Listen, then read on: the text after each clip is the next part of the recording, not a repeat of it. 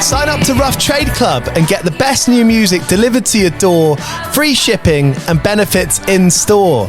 Don't miss the benefits of Rough Trade Club, from getting Rough Trade's Album of the Month in an exclusive pressing delivered directly to your door, to free shipping on all your orders and discounts at the bar and on second-hand records in store. Use the voucher code CLUB101POD to get a third off your first 3 months. Sign up now at roughtrade.com/club and get the most out of Rough Trade. Do you play in bands? I did for the longest time. And I wish that I knew that DistroKid was a thing. I don't even think it existed back then.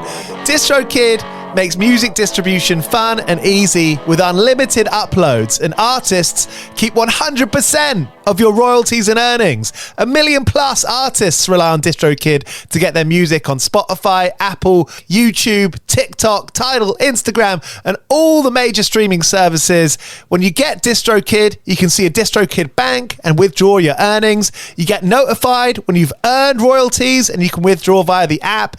And you can even check your streaming stats on Spotify and Apple. Get 30% off your first year on DistroKid by going to distrokid.com/VIP/101pod. 30% off for your first year. That's not bad. We know it's a tough world out there. Why don't you make it easier for yourself? And to get 30% off that free year as an artist, where you get 100% of your royalties and earnings, go to distrokid.com/VIP/101pod. All right, stay with me. I'll be right back after this.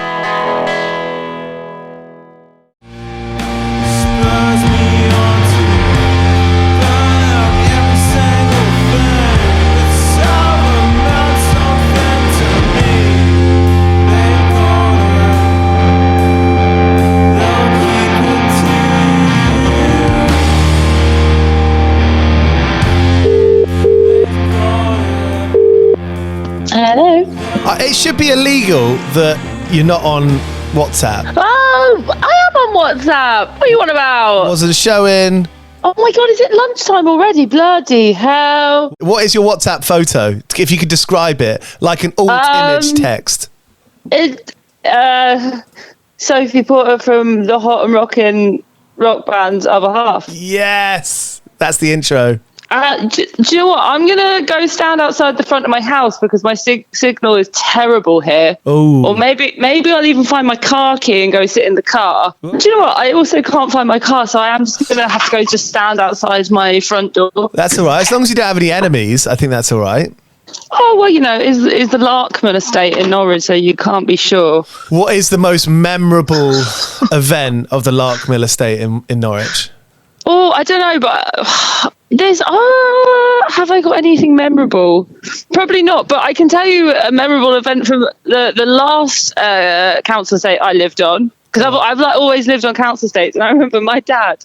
Usually we didn't have much trouble because like I had like the biggest dad, like the biggest, hardest dad on the estate. Yeah. So like no one would mess with us. But he was like comically large, and he had the most comically small car.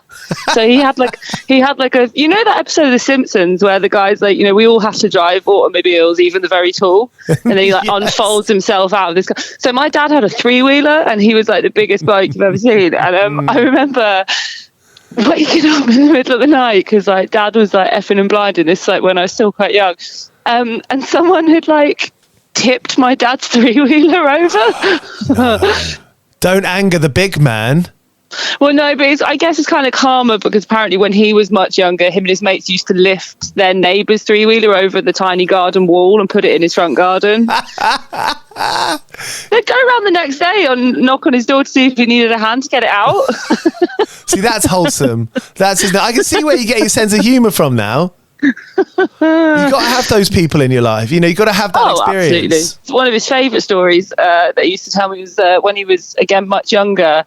He collected a load of dog shit and piled it on the bonnet of a police car and then like put a load of like bangers in it. Creativity. Oh yeah. The imagination, the foresight. Oh wow. He went big on the police. Yeah, and he went big on those ideas. Respect, love that. Have you ever nearly been arrested? No, I haven't. No, I'm a. But do you know what? Actually, I do remember in an old band we weren't quite sure what was going to come of it, but I do remember we didn't realise we'd already been trespassing on some property because this like place had a pool that we wanted to swim in. But then when we kind of got a little bit skittish and tried to leave that like place because we weren't like, we thought they were coming out because they knew we were in their like garden. This is like, I think we were in Germany or something, and then the fence we climbed over to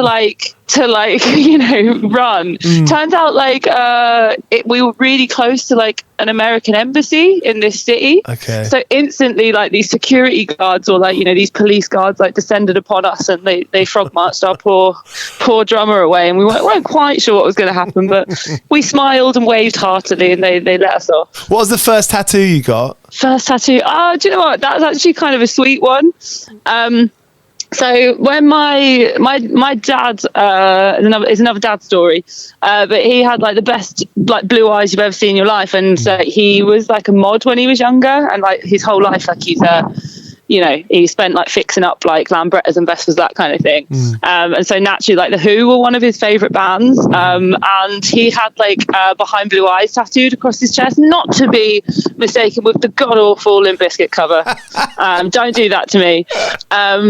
But he had that tattooed across his chest, and when he like passed away, that was like one of the songs at his funeral. So me and my mum and my brother all got like a Behind Blue Eyes like matching tattoo for my dad as well. That's really nice. Which is very nice, but then I did shortly follow that up with a fucking Bouncing Souls tattoo when I was like 18, and I thought, right, let's just go whole hog on the shitty references. The true believers.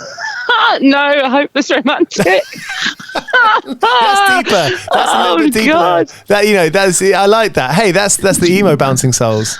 Do you know what? Speaking of which, I recently bought myself an automobile, a car. Go on. And I found I can't figure out how to connect my phone to it. So I've just been going through all the CDs that are like laying around at home, and I found this like Vans Warped Tour CD from like 2006. And I think like I have not listened to this song since I was probably I haven't listened to this CD since I was maybe like at my mum and dad's house back in Great Yarmouth in like maybe when I was like 13. And like I found this CD, and I was like, I'll just chuck it in like the CD player, see what comes on. And like this one Bouncing Souls song came on, and I was like, I haven't heard this song in ages. I remember loving this, and like all of a sudden just like was bawling my eyes out because I was like Jesus, like oh my god, like this song, like I forgot how much I loved it, and like it just like all of a sudden I think as soon as you hit 30 you're like, time is slipping away. And then I think there was just this moment in my car where I was like, shit, like the last time I like heard this song, I was like listening to this song was in my like sparkly pink bedroom at my parents' house, wondering why like a boy doesn't like me back. And now I'm like a 30-year-old listening to this song and this CD, like just like wondering why the boy I'm with won't leave me the fuck. I'm joking. It was Cal. He was in the car. He's very sweet. But no, like it was just like that. I was just like, shit. Like that's wild. That like just that contrast of like the last time I'd heard it, I was like 13 at home, and now I'm like a 30-year-old woman. It's wild how it does that, and how you get smells and visions and all of it. You get all these senses back with records. Absolutely. And I think it was just like I was like, it's a banger. It's what's the one where I think, is it just the lyric, or is it the title? It's like a midnight mile from your home or something like that. Maybe it's called like Midnight Mile. I can't remember, but I was like, oh goodness me, like just even like the kind of maybe the punk music I've sort of maybe left behind as I've got a little bit older. It's still like, wow, amazing that it can do that.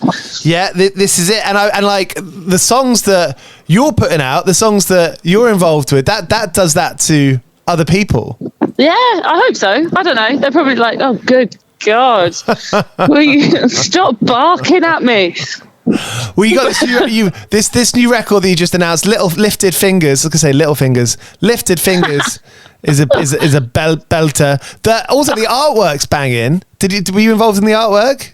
So the artwork was like primarily like Cal, like he like smashes all our artwork.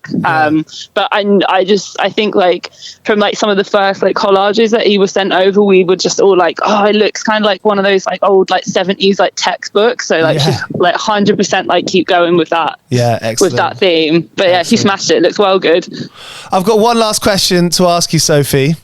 Oh, go ahead. If there was one lick that you could play in your life, one riff, what would it be? Oh, do you know what? It's got to be Reeling in the Years by Steely Dan. Yeah, Reeling like, in the Years. It's like, I honestly think it's like the most like joyful, like little guitar riff. But I mean, like, yeah, I think I went through like a whole summer where I was just like rinsing Steely Dan for like like just months on end.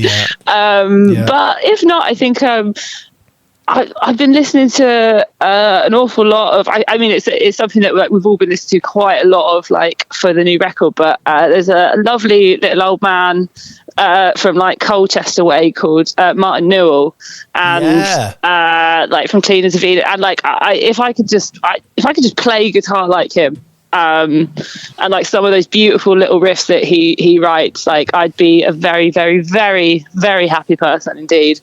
I saw you post about him on your stories, and I went to listen to it, and I thought, yes, thank you very much for the introduction. He's incredible. Like his whole back catalogue, and like he's just lovely, eccentric man. Yeah. You know, writes lots of poetry, writes all these deliciously lo-fi little pop numbers. But yeah.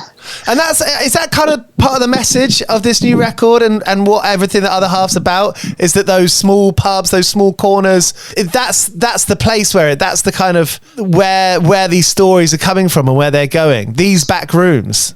Yeah, I guess like with like, I mean, particularly like our last like couple records and this one, absolutely. I think this one's like more self-aware than the last two, like for sure. I think we've just become very aware of ourselves and like where we're at and like the stories that maybe we've been telling, and like I don't know. It's Cal probably can explain it a lot better than myself, but I think it's definitely like, I think as with the last two, this one we're kind of treating as almost like it's like the end of like this little trilogy of like characters and stories. But a lot of the time, like all those stories in the tracks are kind of come from like things that we've experienced or seen or our friends. So yeah, ultimately it is very much from like kind of, I guess, the back rooms and the clubs and the pubs of kind of East Anglia. I guess. Hey, someone's got to do it. Oh, for sure.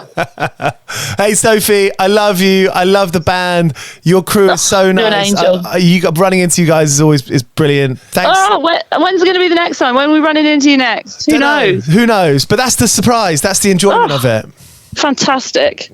Great. Hey, thanks for chatting with me. Are there any final parting words that you'd like to say on this Stop and Chat episode? Not massively. I'm stood in my front garden and I'm looking at its absolute state. Like it just looks like the world's bin bag out here. So I'm thinking, I'm on my lunch break now. I might come out here with a bin bag and some gloves and try and sort it out, because good Lord, God, it's a state. Jeez, looks like a tuck shop out here.